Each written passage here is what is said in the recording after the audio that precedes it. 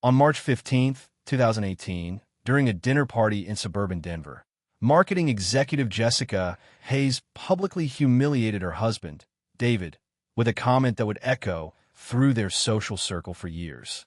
When asked about David's work, she laughed and called his handmade leather goods hobby a cute little craft project that helped him cope with his mind-numbing accounting job. The guest chuckled politely while David quietly excused himself. 4 years later, Jessica would discover her husband's boring hobby had become Western Heritage Leather, a million-dollar luxury brand whose clients included celebrities and Fortune 500 executives. This is the story of how one man transformed mockery into motivation and built an empire while his wife wasn't watching. Chapter 1. The Humiliation. The dinner party at the Hayes residence in Denver's Cherry Creek neighborhood was supposed to showcase Jessica's rising status in the marketing world. She had spent 3 days preparing, hiring a caterer, selecting the perfect wines, and rehearsing conversations that would impress her colleagues from the digital marketing agency, where she worked as a senior account director. Everything needed to demonstrate that Jessica Hayes was executive material, for the carefully curated modern art on the walls to the designer dress she wore that March evening in 2018. David Hayes had offered to help with the preparations, but Jessica dismissed him with a wave of her manicured hand. His role was simple. With a charcoal suit she had selected, smile at appropriate moments, and avoid discussing anything too detailed about his work as a certified public accountant at a mid-sized firm downtown. In Jessica's carefully constructed narrative, her husband was stable, reliable, and utterly conventional, the perfect backdrop to her own dynamic career trajectory. The moment that would change everything came during the second course. Miranda Walsh, the agency's creative director, turned to David with polite interest and asked about his interests outside of accounting.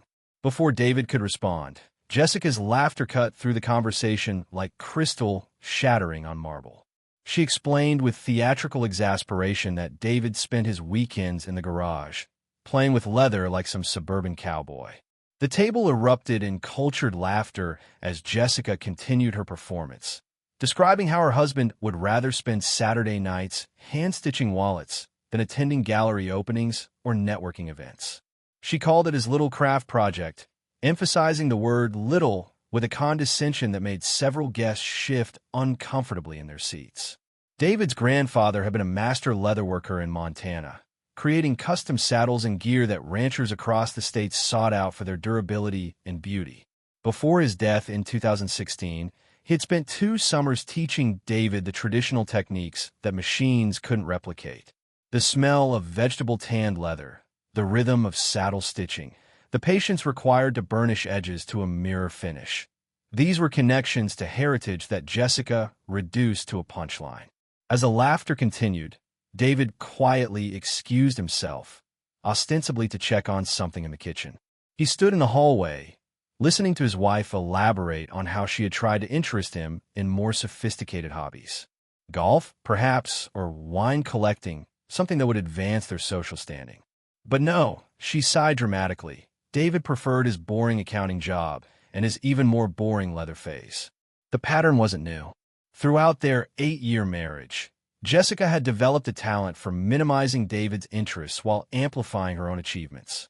His promotion to senior accountant was mentioned in passing. Her landing a new client warranted a celebration dinner. His leather pieces, which he gave as gifts to family members, were hidden when her colleagues visited. Her marketing campaigns were displayed in custom frames throughout their home. That night, after the guests departed and Jessica critiqued the evening's success while removing her jewelry, David made a decision. He didn't argue or confront her about the humiliation. Instead, he opened his laptop in the garage workshop and began researching business registration procedures. 3 days later, while Jessica attended a client presentation, David filed the paperwork for Western Heritage Leather LLC, using his grandfather's birth year and the registration number as a quiet tribute. The business structure was methodical, reflecting his accounting background. Separate bank accounts that Jessica would never think to investigate. A post office box for business correspondence. A simple website built during lunch breaks. David understood numbers, tax advantages, and cash flow projections. What Jessica dismissed as boring professional skills would become the foundation of something extraordinary. His new routine began immediately. Every morning at 5 o'clock, 2 hours before Jessica's alarm, David would slip into the garage workshop. The leather didn't care about his corporate title or social standing. It responded only to skill, patience, and respect for the craft, qualities that his marriage had stopped recognizing years ago. Chapter 2. The Foundation. David Hayes approached building Western heritage leather with the same methodical precision he applied to corporate audit reports, except this time, the numbers told a story of his own making.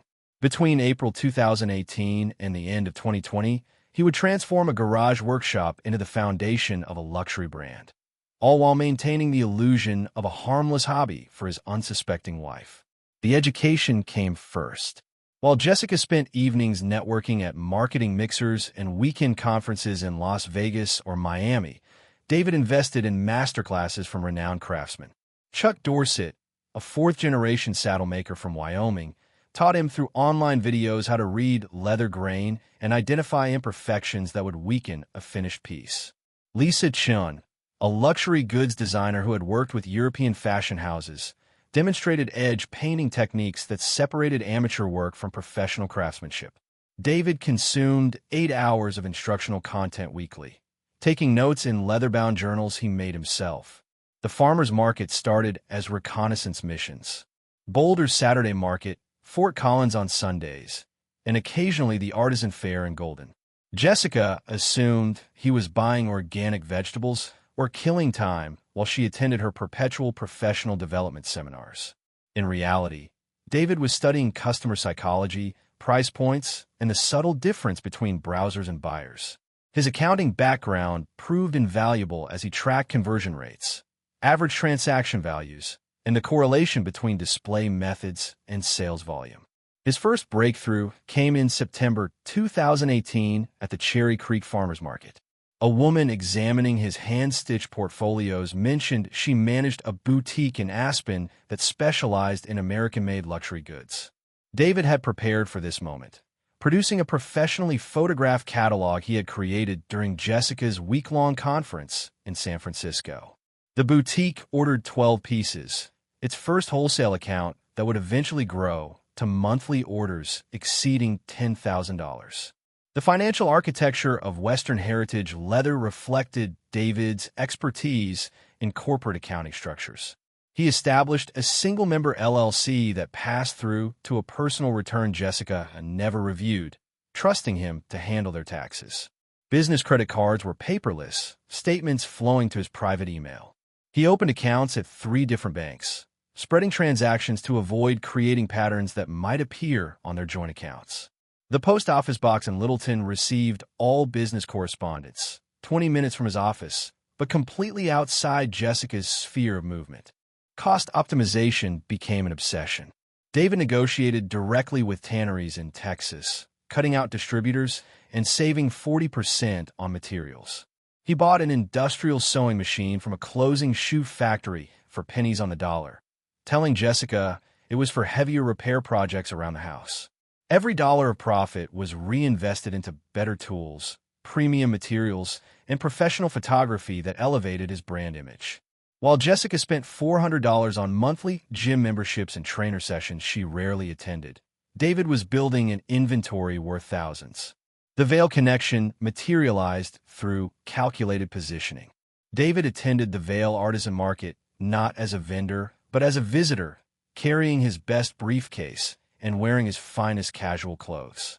When boutique owners noticed the piece and asked where he had purchased it, he mentioned casually that it was from a private craftsman who only worked through referrals. The exclusivity appeal was irresistible. Within 3 months, Western Heritage Leather had accounts with 4 luxury retailers in Colorado's most exclusive ski towns. His celebrity breakthrough arrived through pure serendipity mixed with preparation. In December 2020, David was delivering a custom order to a boutique in Aspen when country music star Jake Morrison walked in. The singer was searching for authentic American-made gifts for his band and crew. David happened to be unpacking a collection that included guitar straps made from vintage baseball gloves, each one unique and carrying its own story. Morrison ordered 40 pieces on the spot and insisted on David's direct contact information for future orders. Throughout this period, Jessica remained completely oblivious. She would occasionally mention David's craft phase at social gatherings, using air quotes that diminished 20 months of systematic business building. Her Instagram featured photos of marketing conferences, client dinners, and motivational quotes about climbing corporate ladders. Meanwhile, David's anonymous business account was documenting the journey of American craftsmanship, building an engaged following of 30,000 potential customers who had no idea the craftsman behind the brand went home each night to a wife who considered his life's passion a waste of time. Chapter 3. The Explosion.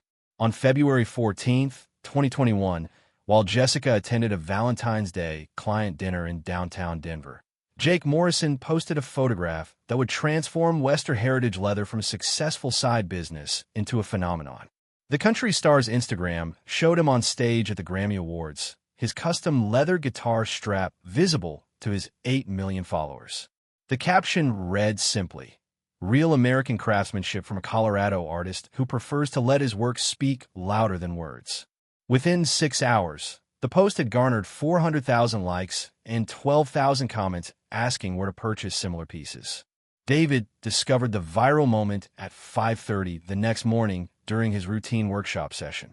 His business email, typically containing 10 to 15 daily inquiries, showed over 3,000 unread messages. The website, built to handle modest traffic, had crashed under the pressure of 70,000 simultaneous visitors. His phone, set to silent mode to avoid waking Jessica, displayed hundreds of missed calls from retailers, media outlets, and potential customers desperate to place orders. The mathematical reality was staggering. David's careful projections had anticipated growing from 30 orders monthly to perhaps 50 by year-end. Instead, he faced 500 confirmed orders within 72 hours, with inquiries continuing to flood every communication channel. Each piece required between 8 and 12 hours of handwork. At his current pace, working every available hour outside his accounting job, fulfilling existing orders would take 3 years. The crisis demanded immediate action, but every solution risked exposing the operation to Jessica. David made his first critical decision by calling in sick to work for 3 consecutive days, something he had never done in 12 years of employment. While Jessica left for the office each morning, complaining about a new campaign pitch that consumed her attention, David frantically transformed his cottage business into a scalable operation. The warehouse space came first. A 2,000 square foot unit in Commerce City, strategically located near his accounting office, but completely outside Jessica's regular travel patterns. He negotiated a lease using Western Heritage Leather's federal tax identification number, paid 6 months in advance using business reserves, and hired a moving company to transfer equipment, while Jessica attended a 3-day conference in Phoenix about digital transformation in marketing. Staffing required delicate orchestration. David recruited through crafting guilds and artisan networks, specifically seeking skilled leather workers who could maintain quality while increasing production. His first hire was Marcus Thompson, a former aerospace engineer who had transitioned to leather crafting after burnout. The second was Elena Rodriguez, who had learned traditional techniques from her father in New Mexico. Both signed strict confidentiality agreements, though David explained it was about protecting trade secrets rather than hiding from his spouse. The sophistication of the operation accelerated rapidly. David implemented inventory management software that tracked raw materials, work in progress, and finished goods with precision that would impress Fortune 500 companies.